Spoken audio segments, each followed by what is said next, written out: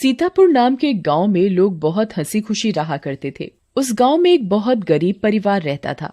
उस परिवार में मोहन, उसकी बीवी लता और उनका 8 साल का बेटा चीकू रहते थे। मोहन को पीने की बहुत बुरी आदत थी। वो सुबह शाम बस शराब पीता और जुआ खेलता रहता था। मोहन की एक छोटी सी किराने की दुकान थी। मोहन कभी भी उस दुकान को ठीक तरीके से नहीं चलाता था और जितना भी थोड़ा बहुत उस दुकान से कमाता था वो सारी कमाई शराब पीने और जुआ खेलने में उड़ा देता था। वो रोज शराब पीकर लता को मारता था और उसे घर चलाने के लिए कोई पैसे नहीं देता था। एक रात लता और चीकू भूखे बैठे थे क्योंकि घर में खाने के लिए कुछ नहीं था। वो देर तक मोहन का इंतजार करते रहे। अचानक दरवाजे पर खटखटाने की आवाज आती है। माँ, लगता है पापा आ गए। वो जरूर हमारे लिए कुछ खाने को लाए होंगे। हाँ बेटा, अब हम सब मिलकर पेट भरकर खाना खाएंगे। लता जल्दी से दरवाजा खोलने जाती है। जैसे ही वो दरवाजा खोलती है तो देखती है कि मोहन के दोस्त मोहन को पकड़कर खड़े हैं और मोहन नशे की हालत में है। अरे भैया, इतनी रात को आप लोग? अरे भाभी जी, क्या बताएं, आज तो मोहन ने हद ही कर दी। इतनी शराब पी रखी थी कि इसे इतना भी होश नहीं था कि ये कहाँ पड़ा है। हम इसे चौराहे पर से उठा कर लाए हैं।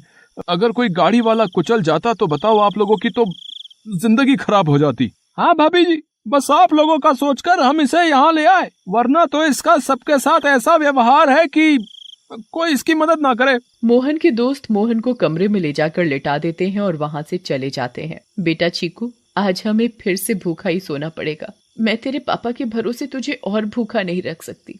अब मुझे ही कुछ काम करना पड़ेगा। तू बस आज थोड़ी सी भूख बर्दाश्त कर ले। ठीक है माँ। चीकू और लता दूसरे कमरे में सोने चले जाते हैं। तभी मोहन नींद में बड़बड़ाने लगता है। थोड़ी देर बाद मोहन को होश आता है और वो खुद को अपने घर में पाता है।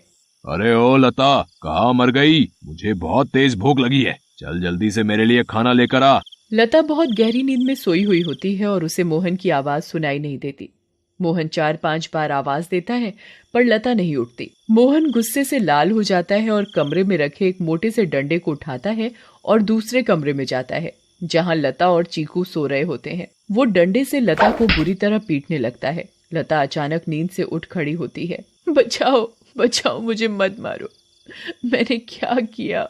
मेरी क्या गलती है जो आप मुझे ऐसे बुरी तरह मार रहे हो? मैं आधे घंटे से आवाज दे रहा हूँ कि मुझे खाना दे दे और तू यहाँ घोड़े बेचकर सो रही है, हैं? ऊपर से मेरे साथ जुबान लड़ा रही है। मोहन लता को बहुत मारता है। आवाज सुनकर चीकू भी नींद से उठ जाता है। वो अपनी माँ को बचाने की बहुत कोशिश करता है पर मोहन किसी की नहीं सुनता और लता को बहुत मारता है। अगली सुबह जब लता उठती है तो उसे बाहर कुछ शोर सुनाई देता है। वो बाहर जाकर देखती है तो लोगों की भीड़ लगी होती है। लता पास जाती है और पूछती है, क्या हुआ रजनी भाभी? अरे तुम्हें नहीं पता क्या? क्या नहीं पता, बताओ क्या हुआ? यही कि चंपा के पति को कल रात एक चुड़ैल उठाकर ले गई। क्या? ये कैसी बातें कर रही हो भाभी आप? चुड़ैल वुड़ैल कुछ नहीं होता। आप भी किसी की बातों पर यकीन कर रहे हो। यकीन कैसे ना हो बहन, मैंने खुद अपनी आंखों से उस भयानक चुड़ैल को देखा है। उसके लंबे बाल, लंबे लंबे नाखून और दांत, उसकी लाल आंखें और डरावना चेहरा मैं कभी नहीं भूल सकती। जब मैं आधी रात को पानी पीने के लिए उठी तो थोड़ी ठंडक लेने के लिए खिड़की पर खड़ी हो गई थी और तभी मैंने देखा कि एक चुड़ैल चंपा के पति को हवा में उड़ाकर ले जा रही है। ऐसी बात है तो हमें संभल कर रहना होगा और शाम होते ही अपने घर के खिड़की दरवाजे बंद करने होंगे। अब बिल्कुल सही कहा लता भाभी आपने। सब अपने घर चले जाते हैं। लता भी काम ढूंढने निकल पड़ती है। वो घर घर जाकर काम मांगती है पर उसे कहीं काम नहीं मिलता। अंधेरा होने लगता है और आखिर में उसे सरपंच मिलता है। क्या हुआ लता, बड़ी परेशान दिख रही है? बस क्या बताऊं सरपंच जी, चीकू के पापा का तो सभी को पता है कि वो ठीक से कमाते तो है नहीं और जो कमाते हैं उसे दारू में उड़ा देते हैं। इसीलिए मैं ही काम ढूंढ रही हूँ ताकि अपना और अपने बच्चे का पेट भर सकूं। ऐसी बात है तो मेरे पास एक काम है। मेरी माँ बहुत बड़ी हो गई है और बिल्कुल चल फिर नहीं सकती। मैं उनकी देखभाल के लिए किसी को देख रहा था, पर अगर तुम चाहो तो तुम ये काम कर सकती हो। मैं तुम्हें महीने के 2000 रुपए दूंगा। आपका बहुत बहुत धन्यवाद। बस एक दिक्कत है कि तुम्हें देर रात तक रुकना होगा, जब तक कि वो सो नहीं जाती। मुझे मंजूर है सरपंच जी। ये लो फिर 500 रुपए और कल से आ जाना। लता खुशी खुशी घर जाती है और ये बात चीकू को बताती है। दोनों बहुत खुश हो जाते हैं। तभी वहाँ मोहन आ जाता है। क्या बात है? किस बात की इतनी खुशी मनाई जा रही है? मुझे उनकी बड़ी माँ का ध्यान रखना होगा, जिसके बदले वो मुझे पूरे 2000 रुपए देंगे। तू कहीं भी जाकर मर, मुझे कोई फर्क नहीं पड़ता। बस मुझे दारू पीने के लिए पैसे मिलने चाहिए। तभी मोहन को लता के हाथ में कुछ पैसे दिखते हैं। मोहन वो पैसे लता से छीन लेता है। लता बहुत रोती है और अपने पैसे मांगती है, पर मोहन उसकी एक नहीं सुनता और दारू पीने चला जाता है। लता उन पैसों में से कुछ पैसे अपने पल्लू में पहले से ही बांध लेती है, जिसका वो घर का राशन ले आती है। उस दिन लता और चीकू पेट भरकर खाना खाते हैं, चैन की नींद सोते हैं। दूसरी ओर चुड़ैल का आतंक शुरू हो जाता है। वो आसमान से आती है और गांव वालों के घरों के ऊपर उड़ती रहती है।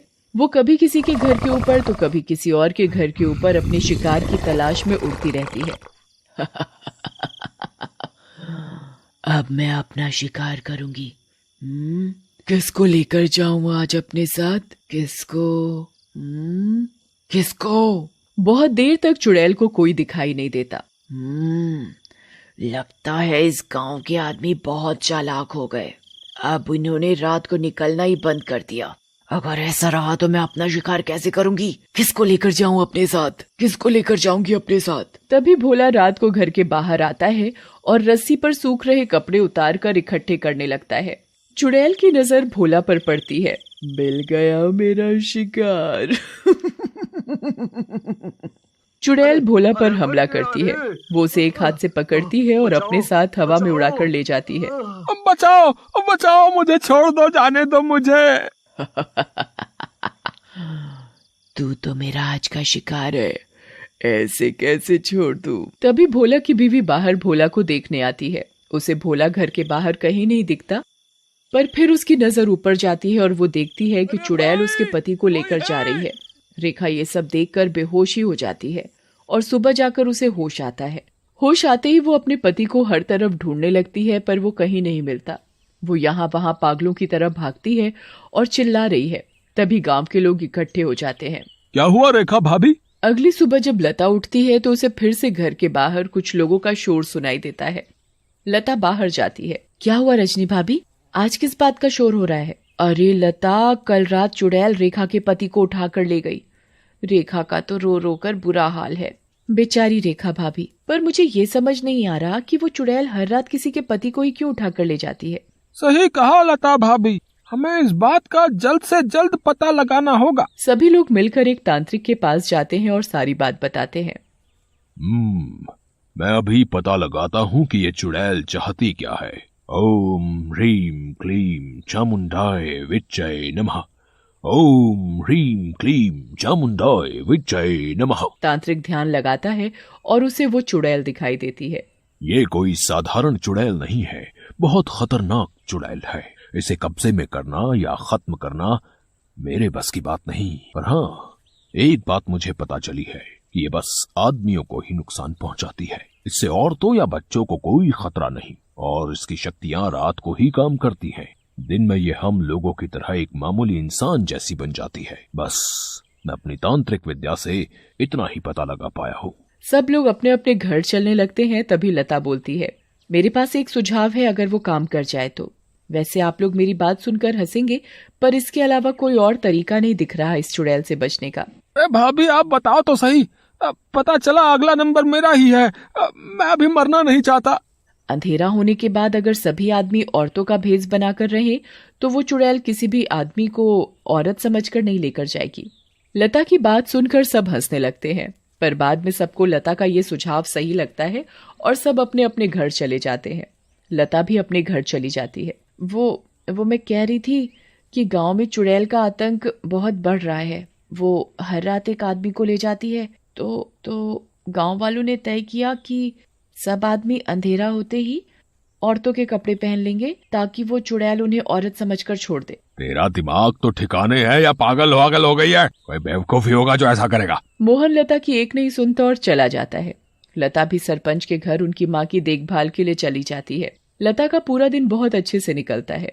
फिर रात हो जाती है और लता अपने घर के लिए निकल पड़ती है। दूसरी ओर गांव के सभी आदमी अंधेरा होते ही औरतों का भेष बना लेते हैं। लता जब अपने घर वापस जा रही होती है तो उसे आसमान से चुड़ैल आती दिखती है। लता बहुत डर जाती है और पेड़ के पीछे छुप जाती है। तभी वहाँ से मोहन गुजर रहा होता है। हे भगवान, अब मैं क्या करूं?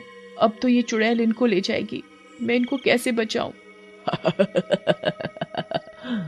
मिल गया मुझे मेरा शिकार। चुड़ैल उड़कर मोहन को पकड़ लेती है। बचाओ बचाओ, कोई मुझे इस चुड़ैल से बचाओ। चुड़ैल मोहन को लेकर हवा में उड़ने लगती है। तभी लता दौड़ कर आती है और चुड़ैल का पैर पकड़ लेती है। चुड़ैल लता को देखकर वापस जमीन पर उतर जाती है। ए पागल औरत, छोड़ मेरा पैर और ले जाने दे मुझे इस आदमी को, ये मेरा शिकार है। नहीं, मैं तुझे नहीं छोड़ूंगी। मैं तुझे अपने पति को नहीं ले जाने दूंगी, चाहे इसके बदले मुझे अपनी जान ही क्यों न देनी पड़े। चुड़ैल बहुत कोशिश करती है पर लता उस चुड़ैल के पैर को नहीं छोड़ती। छोड़ मेरा पैर, मेरी पायल टूट जाएगी, दूर रह मेरी पायल से, मेरी पायल मेरी जान है। इस चुड़ैल को आखिर इतना क्यों प्यार है इस मामूली सी पायल से, और ये ऐसे क्यों बोल रही है? कहीं इस पायल में ही तो इसकी जान नहीं। मुझे इस पायल को तोड़ देना चाहिए। लता उस पायल को तोड़ देती है। चुड़ैल आग में जलने लगती है। ये तूने क्या किया? मेरी पायल में ही मेरी जान थी और तूने वही तोड़ दी। चुड़ैल उस आग में खत्म हो जाती है। अब मुझे माफ कर दो लता, मैंने हमेशा तुम्हें मारा पीटा और आज तुमने ही मेरी जान बचाई। उस दिन के बाद से मोहन बदल जाता है। वो अच्छे से काम करता है और अपने परिवार का ध्यान रखता है और कभी शराब नहीं पीता। गांव वालों को भी उस चुड़ैल से हमेशा के लिए छुटकारा मिल जाता है और सब हंसी खुशी रहने लगते हैं।